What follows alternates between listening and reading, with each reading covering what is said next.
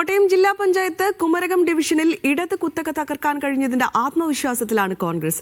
യുവനേതാവ് P K. വൈശാഖാണ് യു.ഡി.എഫിന് ചരിത്ര വിജയം നേടിക്കൊടുത്തത്. മന്ത്രി വി.എൻ. വാസവന്റെ മണ്ഡലത്തിലെ ഭൂരിഭാഗവും ഉൾപ്പെടുന്ന ഡിവിഷനിൽ യു.ഡി.എഫ് അക്ഷരാർത്ഥത്തിൽ സർജിക്കൽ സ്ട്രൈക്കാണ് നടത്തിയത്. കുറിച്ചി ഡിവിഷൻ ജില്ലാ പഞ്ചായത്ത് അംഗം പി.കെ. വൈശാഖ് കുമരകം ഡിവിഷനിലേക്ക് മാറിയത് തികച്ചും അപ്രതീക്ഷിതമായാണ്. കുമരകം, ഐമനം, തിരുവാർപ്പ് പഞ്ചായത്ത് ഉൾപ്പെടുന്ന ഇടതു സ്വാധീന മേഖലകളിൽ രണ്ടും കൽപ്പിച്ച് മത്സരത്തിനിറങ്ങി. പാർട്ടി ഏൽപ്പിച്ച ഉത്തരവാദിത്തം ഏറ്റെടുത്ത യുവനേതാവ് ജയിച്ചു കയറിയത് കോൺഗ്രസിനും യു.ഡി.എഫിനും ഉണ്ടാക്കിയ ആത്മവിശ്വാസം ചെറുതല്ല. കളിക്കളം ഉൾപ്പെടെ നൽകിയ വാഗ്ദാനങ്ങളെല്ലാം പാലിക്കുമെന്ന് വൈശാഖിന്റെ ഉറപ്പ്. യുവാക്കളെ പരിഗണിക്കണമെന്ന ആവശ്യമാണ് DCC നേതൃത്വം ഒന്നടങ്കത്തെടുത്തത്.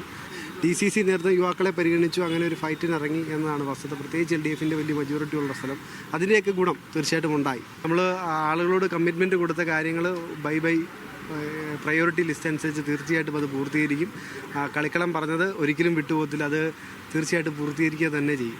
യൂത്ത് കോൺഗ്രസ് സമരമുഖങ്ങളിൽ സജീവമായ വൈശാഖിന്റെ സാമുദായിക ബന്ധങ്ങളും യു.ഡി.എഫിനെ തുണച്ചു. 2020 CPM ജില്ലയിലെ മുതിർന്ന നേതാവ് KM രാധാകൃഷ്ണനെ മലർത്തിയടിച്ചായിരുന്നു കുറിച്ചി ഡിവിഷനിൽ നിന്നും 25-ാം വയസ്സിൽ വൈശാഖ് ആദ്യമായി ജയിച്ചത്. മീഡിയ 1 കോട്ടയം.